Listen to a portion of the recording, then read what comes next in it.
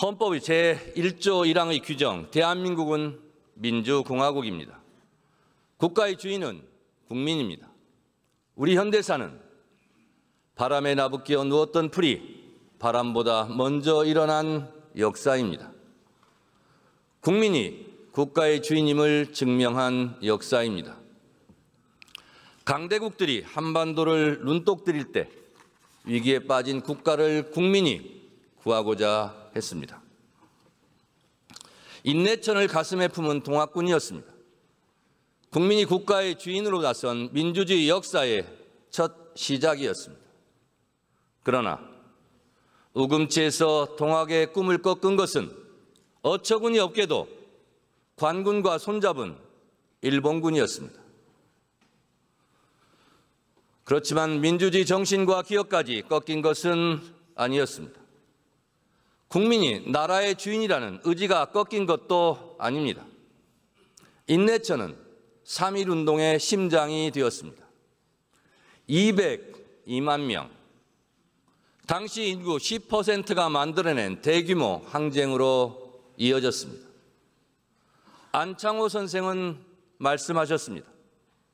과거의 황제는 한 명이었지만 금일은 2천만 국민이 모두 황제입니다. 대한민국 임시정부가 임시 현장에 민주공화국을 새겨 넣을 수 있었던 것은 3.1운동을 통해 국민이 국가의 주인임을 명확히 확인했기 때문입니다.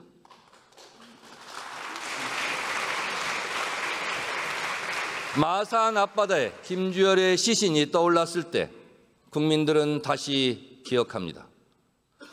우리가 나라의 주인이다. 4.19의 광장에서 국민들은 부패한 정부를 몰아냈습니다.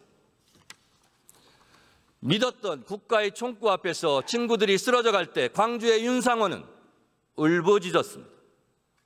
우리가 나라의 주인이다. 5.18의 국민들은 스스로 질서를 회복하고 군사 쿠데타의 무자비한 폭력에 맞서 결국 민주주의를 구해냈습니다.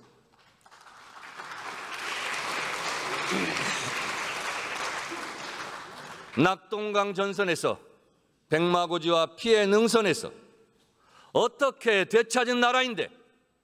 라는 질문으로 목숨을 바친 우리의 아버지들, 구로공단과 부산 사상공단에서 또 청계천에서 오직 잘 살아보자는 의지 하나로 한강의 기적을 쓴 우리의 어머니들, 그 아들과 딸들은 우리가 이 나라의 주인이었음을 결코 잊지 않았습니다. 어느 정신분석 철학자는 말합니다. 당신이 해결하지 못한 무의식은 바로 자녀의 삶에서 반복된다.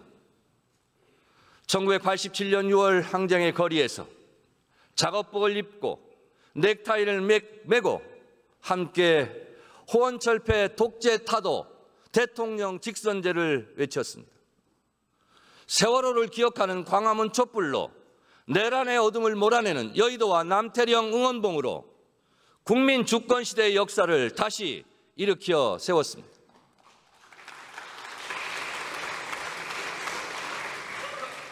우리의 헌법 전문은 민주주의를 피눈물로 쟁취한 기록입니다. 유구한 역사와 전통에 빛나는 자랑스러운 대한국민은 3.1운동으로 건립된 대한민국 임시정부의 법통과 불의에 항거한 4.19 민주이념을 계승하고 조국의 민주개혁과 평화적 통일의 사명에 입각한다라고 되어 있습니다. 우리 헌법은 국민들과 함께 언 땅을 뚫고 올라왔습니다. 9차례의 개정을 거치며 국민들이 민주주의로 성장해 가듯 헌법 스스로도 자신을 보호할 만큼 성숙해 갔습니다. 헌법재판소의 윤석열 탄핵 결정문은 기록합니다. 피청구인을 파면함으로써 얻는 헌법 수호의 이익이 대통령 파면에 따르는 국가적 손실을 압도할 정도로 크다고 인정됩니다.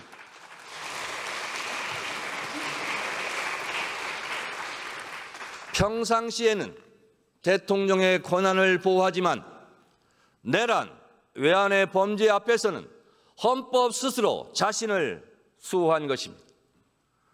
탄핵은 여야의 싸움이 아닙니다. 오직 헌법을 어긴 대통령에게 국민이 헌법의 이름으로 책임을 물은 것입니다.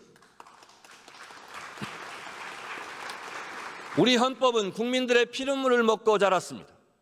우리 헌법이 독재자의 국회 해산권을 금지한 덕분에 우리는 지난 내란의 밤을 끝내 이겨낼 수 있었습니다. 이재명 정부 첫 정기국회를 맞아 국가를 지키고 민주주의를 살려내고 국회를 보호해 주신 국민 여러분들께 다시 한번 깊이 감사드립니다.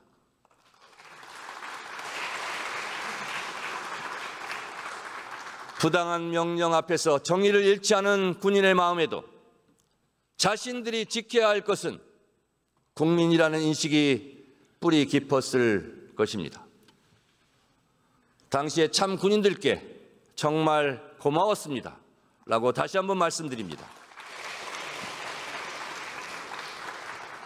존경하는 국민 여러분, 선배 동료 의원 여러분, 그리고 김민석 국무총리를 비롯한 국무위원 여러분, 내란 청사는 정치 보복이 아닙니다. 내란 청사는 권력을 사유하고 분단을 악용하고 정의의 가면 뒤에서 저질렀던 악행을 청산하자는 것입니다. 내란 청사는 권력 다툼이 아닙니다. 국민의 삶을 외면하던 부정부패를 청산하자는 것입니다. 내란 청사는 진보와 보수의 문제가 아닙니다.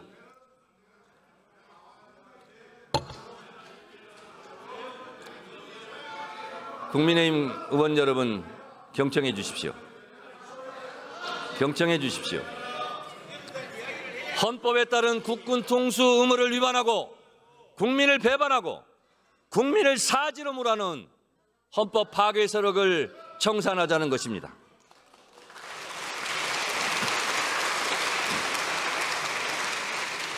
우리는 좋은 게 좋다는 식으로 유야무야 덮어왔던 어제의 문제들이 결국 오늘에 이르러 더 큰 고통을 이야기할 수 있다는 것을 지난 내란의 밤에 똑똑히 목격했습니다. 내란 청사는 우리 곁에서 우리를 괴롭히는 과거와 결별하는 일입니다. 내란 청사는 오늘을 살아가는 우리의 시대적 과제이자 시대적 사명입니다. 시대정신입니다. 독일 철학자 한나 아렌트는 말합니다. 책임을 회피한 과거는 다시 현재를 괴롭히며 되살아난다. 청산되지 못한 과거는 진보만 괴롭히는 것이 아닙니다. 도덕적인 보수에게 타락해도 된다고 유혹합니다. 일제강점기에 친일을 하고도 지금 잘 살고 있다고 속삭입니다. 존경받아야 할 보수에게 국민을 무시해도 된다고 선동합니다. 힘으로 누르면 꼼짝없이 말을 들을 거라 거짓말을 합니다. 청산되지 못한 과거는 급기야 보수에게 비상계엄 내란을 부추기고 극우와 손잡게 하고 있습니다.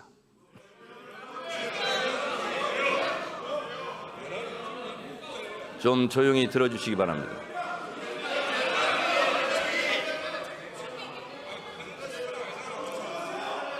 오히려 완전한 내란 청산은 보수가 진정한 보수를 회복하고 도덕적으로 부활하는 계기가 될 것입니다. 국민의힘 여러분들에게도 이로운 일이 될 것입니다. 이번에야말로 진심 어린 민주주의와 정의를 위해 여야가 보수와 진보가 함께 역사 청산이라는 오래된 숙제를 풀어내야 할 때인 것입니다.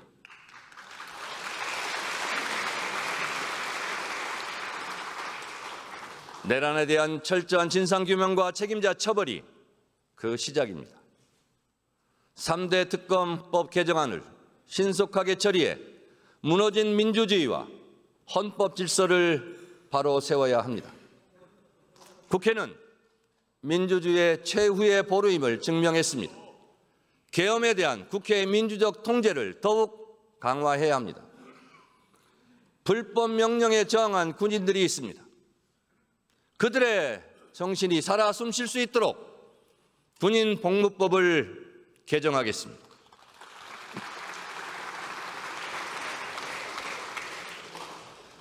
다시는 책임을 회피한 역사가 현재 우리를 괴롭히지 않도록 한강 작가의 말처럼 과거가 현재를 도울 수 있도록 지연된 정의를 실현해야 합니다.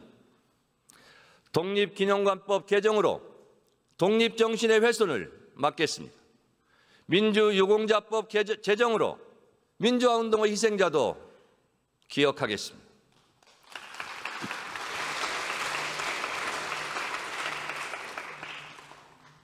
대한민국은 미래로 가야 합니다. 국민의힘 의원님들께 간곡히 제안합니다. 내란과 절연하십시오. 내란의 늪에서 빠져나오십시오. 그리고 국민들에게 우리가 잘못했다라고 진정 어린 사과를 하십시오.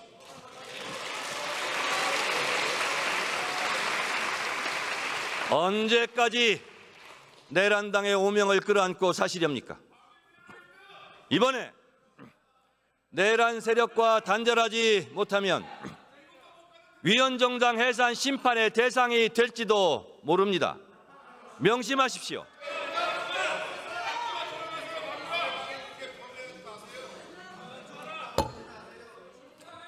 야당이 건강해야 여당도 건강해질 수 있습니다.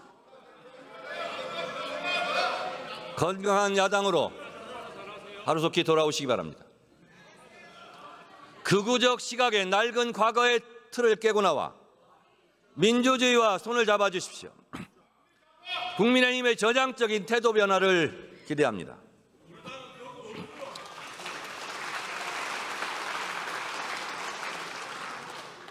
국민 여러분,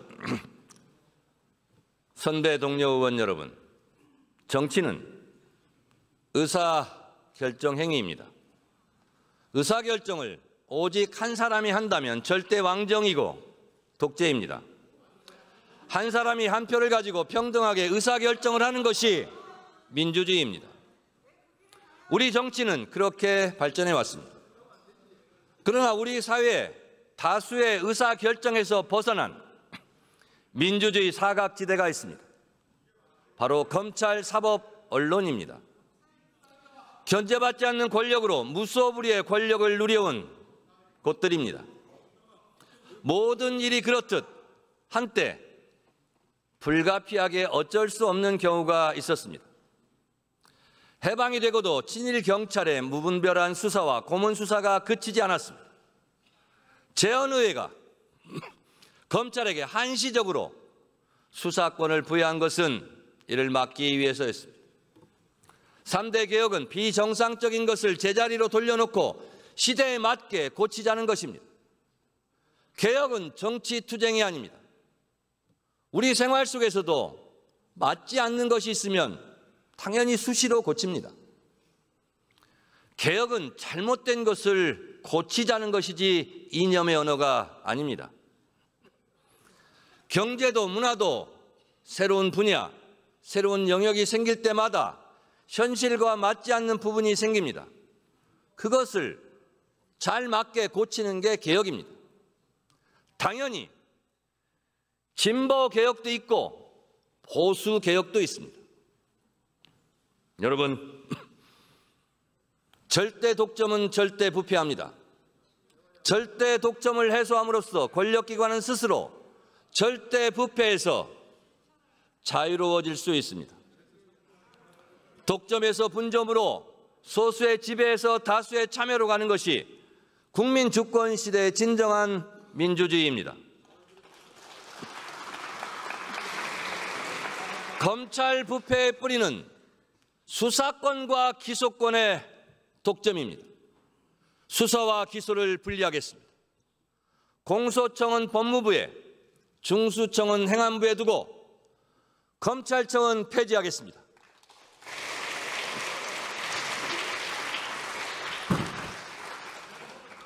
개혁은 타이밍입니다. 개혁에도 골든 타임이 있습니다. 추석 귀향길 뉴스에 검찰청은 폐지되었다, 검찰청은 역사 속으로 사라졌다는 기쁜 소식을 반드시 들려드리겠습니다.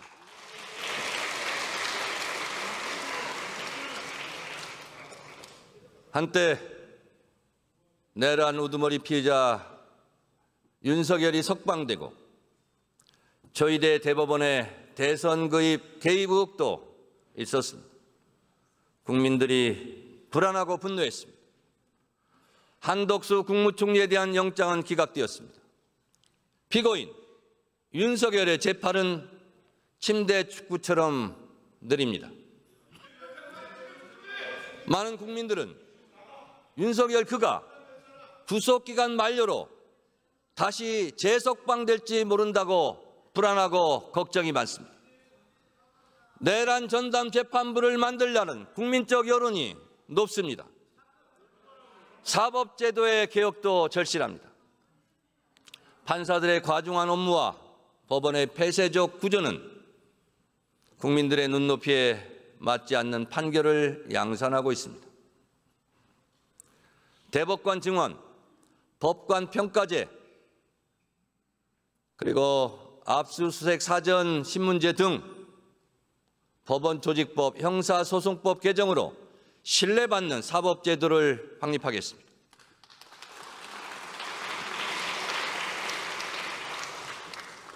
특히 대법관 증언은 반대할 일은 아닙니다.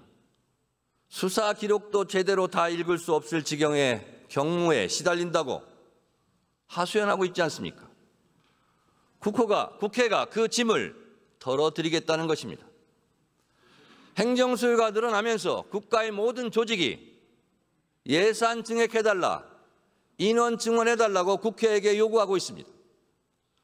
그런데 이상하게도 국회가 먼저 나서서 사법부의 예산과 인원을 늘려주겠다는데도 반대하는 조직은 처음 봅니다.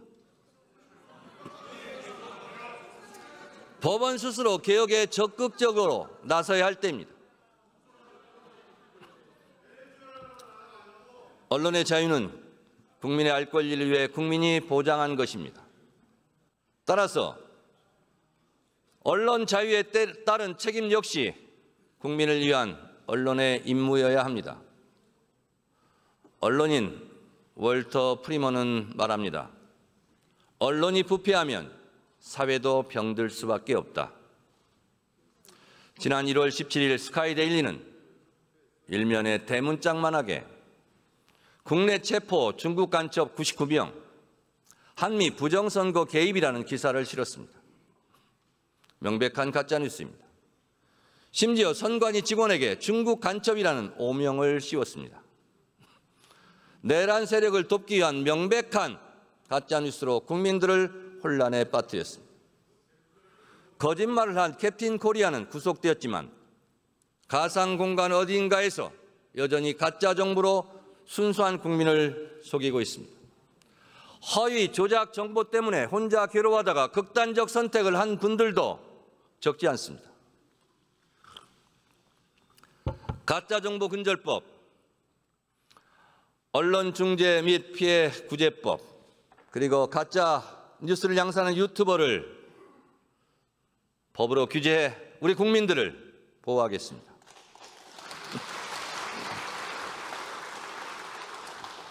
지난 8월 국회는 이미 방송 3법을 처리해 공영방송을 국민들께 돌려드렸습니다. 언론개혁은 언론의 자유를 위축시키는 법이 아닙니다.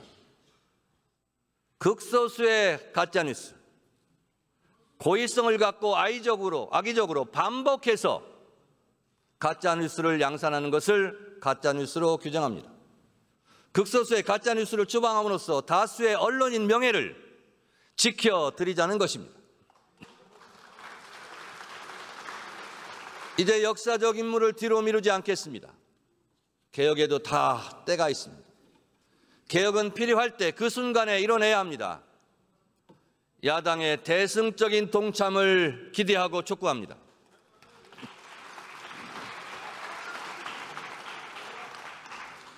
존경하는 국민 여러분, 우원식 국회의장과 선배 동료 의원 여러분, 그리고 김민석 국무총리를 위한 국무위원 여러분, 우리는 내란 청산과 개혁 임무 완수를 넘어 대한민국 재도약의 길로 가야 합니다.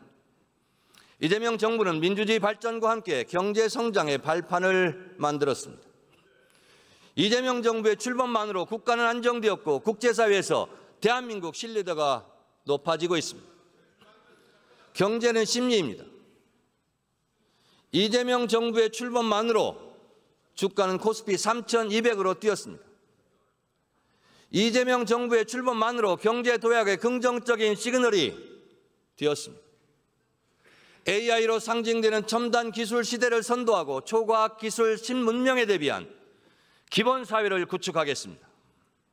민생으로부터 국민 안정까지 국민 주권 시대에 맞는 성장 전략에서부터 국익 외교와 한반도 평화까지 국민들의 참여로 국민과 함께 국민 행복 시대를 열겠습니다.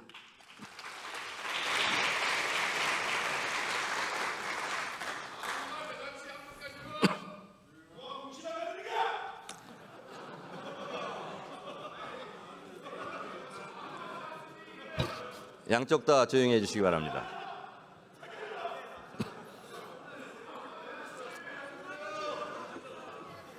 국민의힘 의원님들께 부탁드립니다. 일단 들어보세요. 다 뼈가 되고 살이 될 겁니다. 이재명 대통령의 취임 첫 일성은 민생 회복과 경제 위기 극복이었습니다. 이제 이재명 대통령과 여야 대표가 만난 자리에서도 민생 부분에서 통 크고 시원한 합의가 어제 이루어졌습니다. 대통령의 의지가 강했기 때문에 가능했습니다. 민생경제협의체는 실사구시의 정신을 기반으로 보여주기식 협의체가 아니라 실질적 성과를 내는 협의체가 되어야 합니다. 어제 이재명 대선 후보, 김문수 대선 후보의 공통 공약이 많았다. 그 공약부터 실천하자는 공감대가 있었습니다. 이 모습 이 자체로 국민에게 희망이 될 것입니다. 민주당이 든든하게 앞장서겠습니다.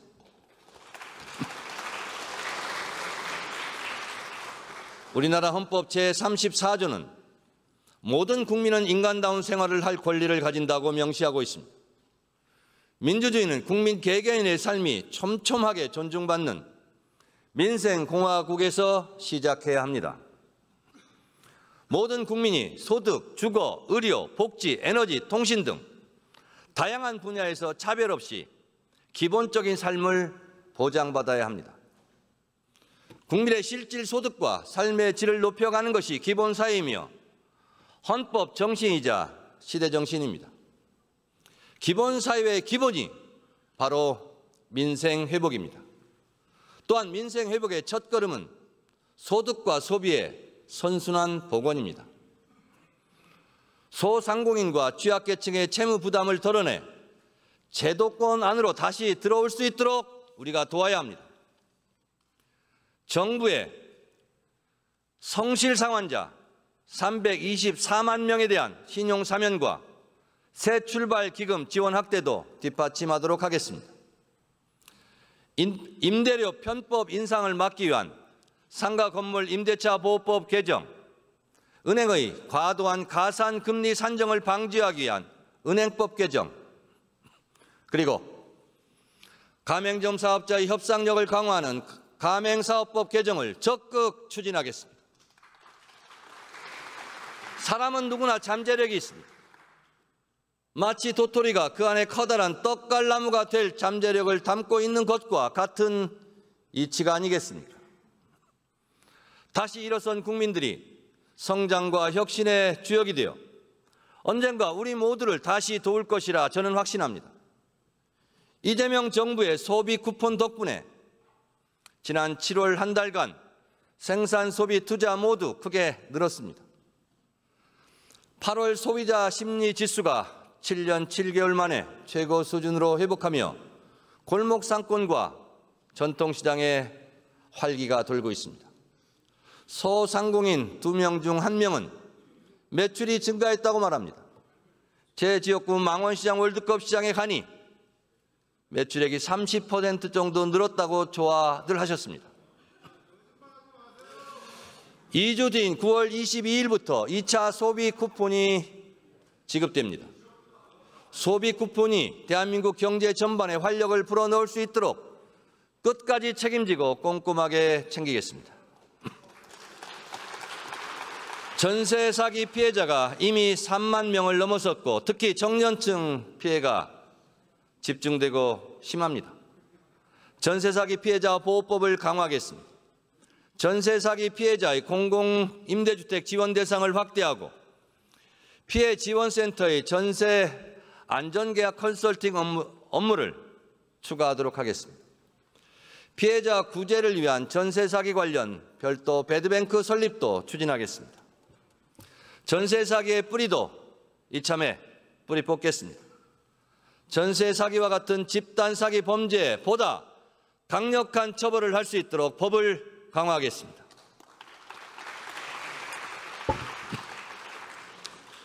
윤석열 정부에서 제2요구권, 거부권 행사로 폐기되었던 민생 법안들 중 농어민을 보호하기 위한 양곡관리법, 농업재해대책법 등이 이재명 정부 들어 본회의를 통과했습니다. 식량 안보를 지키고 농어민의 삶이 실질적으로 개선될 수 있도록 정부와 긴밀히 협의하고 협조하겠습니다. 저는 내란 극복과 이재명 정부의 성공이 시대정신이라 생각합니다. 이재명 정부의 성공이 대한민국 경제를 도약시키는 지름길이라 믿습니다. 이재명 대통령과 각국 정상과의 만남 이후 우리 전략산업인 반도체, 조선, 방산산업이 기지개를 펴고 있습니다. 민주정부가 훨씬 더 경제를 잘 성장시켜왔고 이재명 대통령 역시 우리 경제를 부흥시킬 것입니다. 역대 정부의 대통령을 생각합니다. 김대중 정부는 IMF 외환위기를 구조개혁과 긴축재정으로 막아냈습니다. 1988년 마이너스 4.9%였던 성장률을 1999년 플러스 11.6%로 끌어올렸습니다. 기초생활보장제도 시행으로 복지국가의 초석을 마련했습니다. 지원은 하되 간섭을 하지 말라는 문화예술정책의 대전환으로 한류가 태동했고 오징어 게임 BTS, K-팝 데몬 헌터스의 나라 문화강국이 되었습니다. 특히 미래를 내다본 초고속 인터넷망 구축은 대한민국을 ICT 강국으로 만들었습니다. 코로나 팬데믹이 닥쳐왔을 때 ICT에 기반한 세계 최고 수준의 코로나 바이러스 감염 경로 추적 능력으로 코로나 극복 1등 국가가 될 수 있었습니다. 노무현 정부는 1인당 국민소득 2만 불 시대를 열었습니다. 연평균 성장률은 4.5%에 이르렀습니다. 마치 죽은 자가 살린 것처럼, 죽은 자가 산자를 살린 것처럼 노무현 대통령의 FTA가 지금 강화되고 있는 보호무역주의의 상황에서 우리를 살리고 있습니다. 문재인 정부는 코로나의 충격 속에서도 1인당 국민소득 3만 불 시대로 진입시켰습니다. 4.6%의 성장으로 OECD 국가 중 가장 빠른 회복세를 기록했습니다. 2017년 무역 수지는 세계 5위를 기록했고 2021년 수출액은 6,445억 불로 사상 최대 업적을 달성하면서 세계 7위 수출국으로 당당하게 올라섰습니다.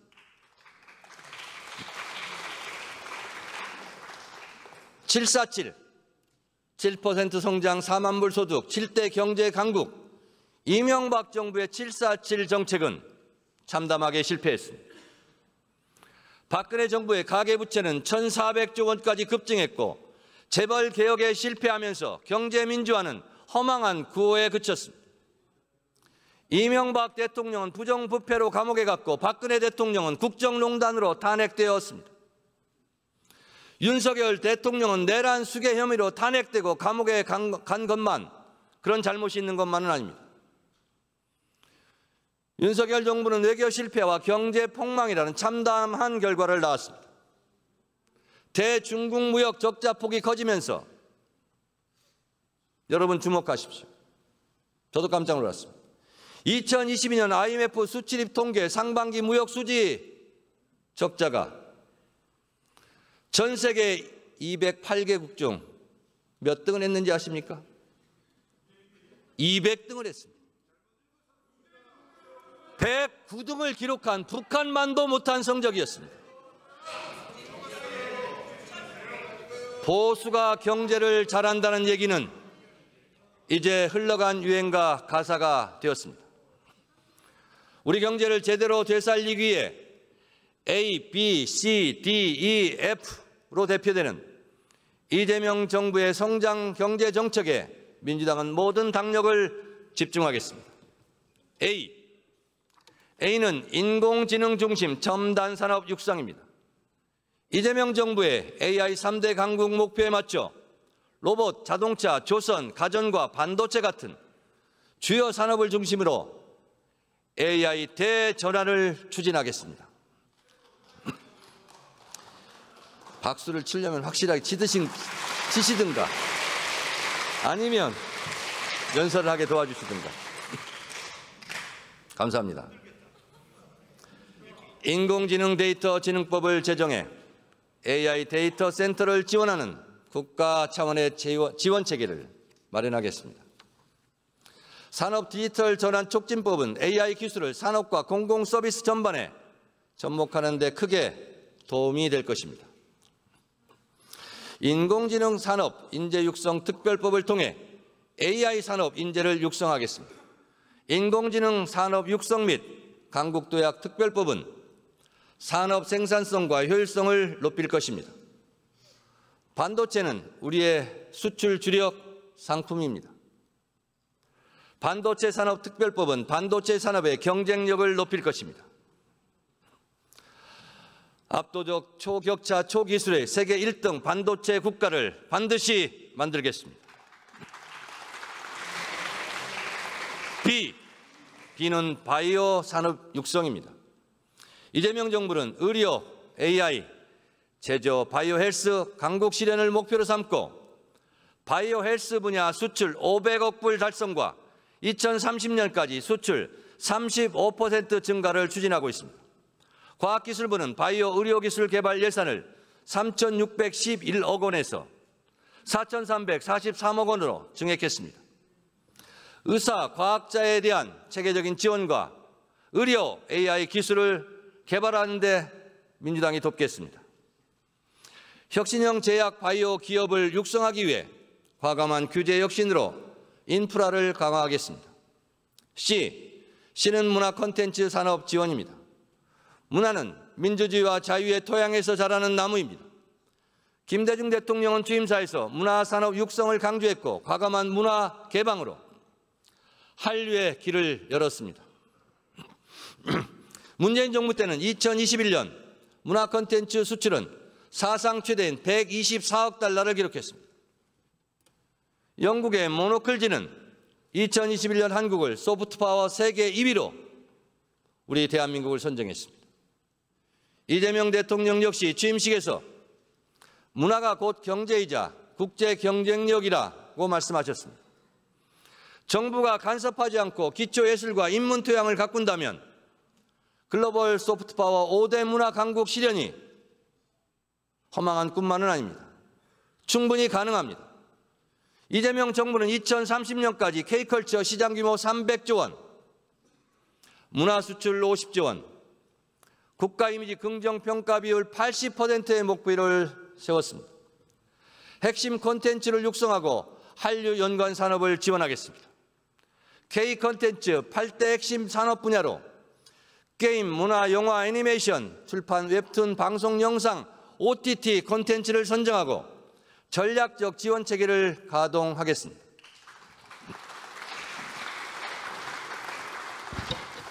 디펜스 국방력 강화와 방위산업 확대입니다.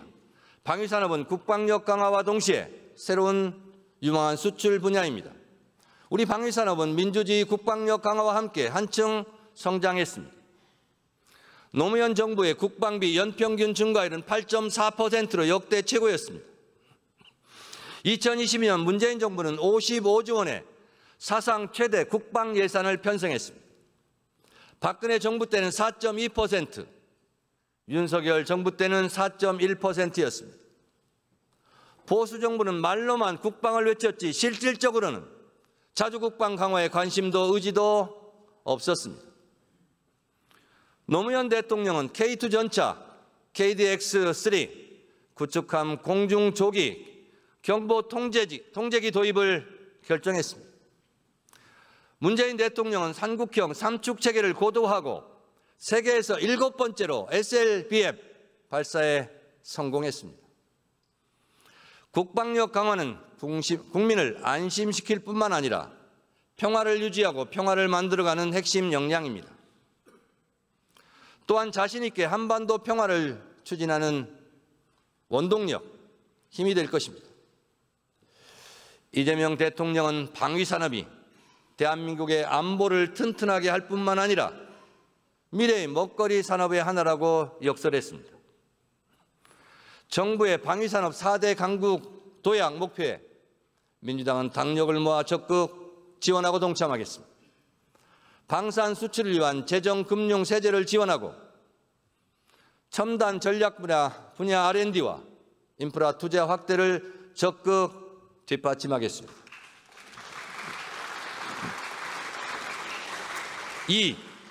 이는 친환경 에너지 산업 발전입니다. 이재명 정부의 목표는 에너지 고속도로 신설과 아리백 산업단지 조성으로 재생에너지를 확대하는 것입니다. 정부는 서해안 초고압 직류 송전을 조기 구축하고 한반도 U자형, 서해안, 남해안, 동해안을 잇는 전력망으로 에너지 고속도로를 완성할 것입니다. 아리백 산업단지는 지산, 지소형으로 조성하고 탄소 중립의 실현을 위해 2030년 온실가스 감축 목표 책임 달성, 2035년 감축 목표 수립과 2050년까지 장기 감축 로드맵도 마련할 것입니다. 아리백 산업단지 특별법과 산소 중립 산업특별법 제정으로 민주당이 적극 뒷받침하도록 하겠습니다.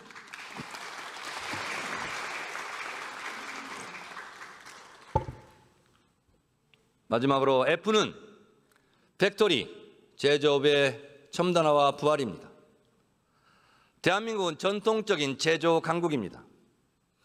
주력 산업을 혁신해야 세계 4대 제조 강국이 실현됩니다. 이재명 정부는 반도체와 2차 전지, 자동차, 조선, 기계 등 주력 산업의 경쟁력을 높이고 소재, 부품, 장비, 핵심 기술을 자립화할 계획입니다. 위기에 놓인 석유화학과 철강산업의 고도화에도 힘쓸 것입니다. 민주당은 철강산업 경쟁력 강화 및 녹색 철강 기술 전환 특별법과 반도체 산업 특별법 제정으로 뒷받침하겠습니다. AI를 활용한 제조업 핵심도 매우 중요합니다. 산업 디지털 전환 촉진법 제정으로 제조업 전반에 AI가 적용될 수 있도록 하겠습니다. 이재명 대통령은 비용을 아끼기 위해 누군가의 목숨을 빼앗는 것은 사회적 타살이라 했습니다. 제조업 부활과 함께 산재 사고도 끝내겠습니다. 저도 옵티컬 고공농성 현장에 다녀왔습니다. 올해를 산재 산업 근절의 원년으로 만들겠다는 이재명 대통령의 각오를 반드시 현실로 만들어내겠습니다.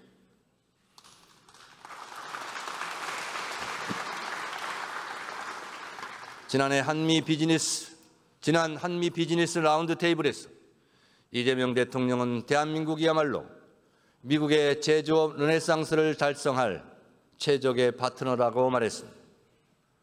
현재 관세 인상에도 불구하고 반도체 수출은 작년 동월 대비 27.1%, 자동차 수출은 8.6% 상승하고 있습니다. 선박 수출 역시 6개월 연속 증가세입니다. 이재명 대통령은 한미 동맹을 경제 동맹으로 확장시킬 것입니다. 한미 양국의 제조업은 윈윈의 성과를 거둘 것입니다. 국민 여러분, 선배 동료 의원 여러분, 김민석 국무총리를 비롯한 국무위원 여러분, 지난 한미 정상회담은 단순한 성공이 아니라 역대급 성공이었습니다. 무엇보다 예측과 협상이 까다롭다는 미국의 트럼프 대통령을 상대로 달성한 외교적 쾌거였습니다.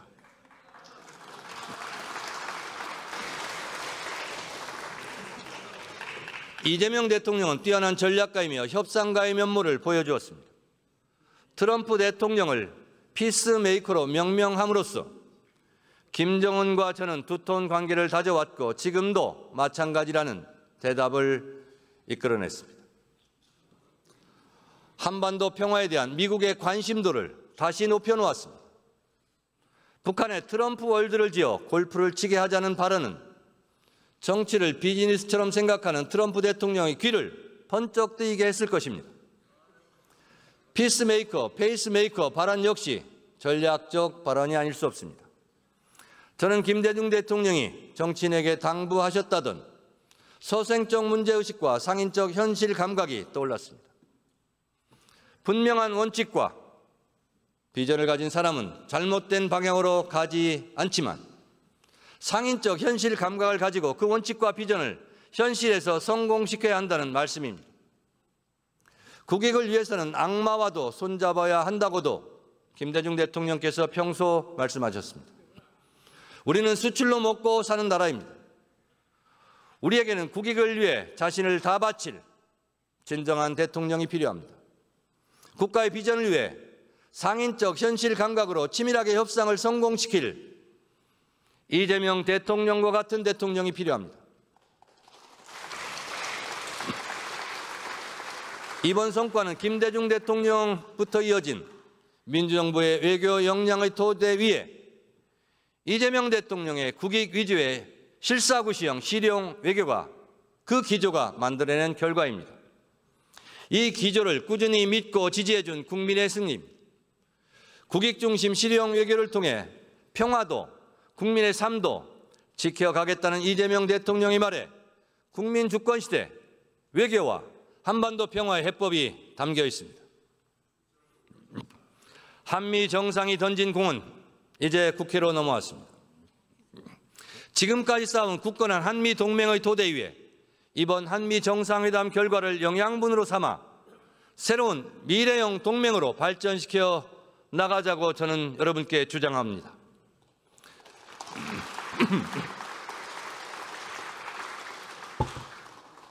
국익 차원에서도 실용 외교를 기조로 국민의 삶을 풍요롭게 하는 것에 외교에 초점을 맞출 것입니다. 든든하게 뒷받침해 이재명 대통령의 짐을 덜어드리겠습니다. 그 시금석이 바로 경주에서 열릴 2025 APEC 정상회의가 될 것입니다. 경주 지역구 김석기 의원께서 법사위원장 시절 저에게 도장을 찍어달라고 해서 저도 도장을 찍어드렸습니다. 경주 APEC은 각국 정상들에게 재도약을 이루고 있는 대한민국을 보여줄 것입니다. 여야가 힘을 합칠 충분한 국익을 위한 주제입니다. 한반도와 동북아 평화에 대한 이재명 대통령의 의지를 확인하며 한국이 매력적인 투자 체험을 환기하고 새로운 무역 루트를 열게 할 것입니다. 국익에는 여야와 진보, 보수가 따로 없습니다. APEC의 성공이 국가와 국민의 성공이라는 생각으로 국회가 적극적으로 협력해 주기를 기대합니다.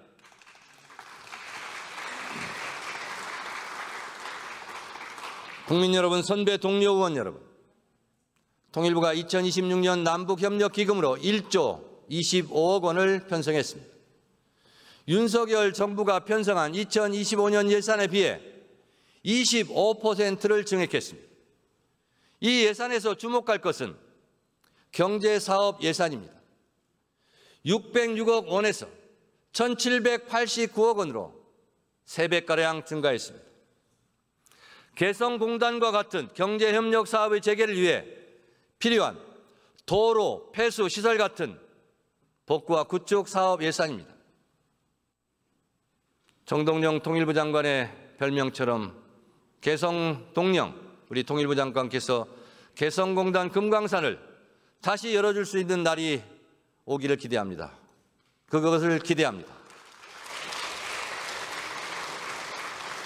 이재명 정부의 의지를 확인할 수 있는 부분입니다.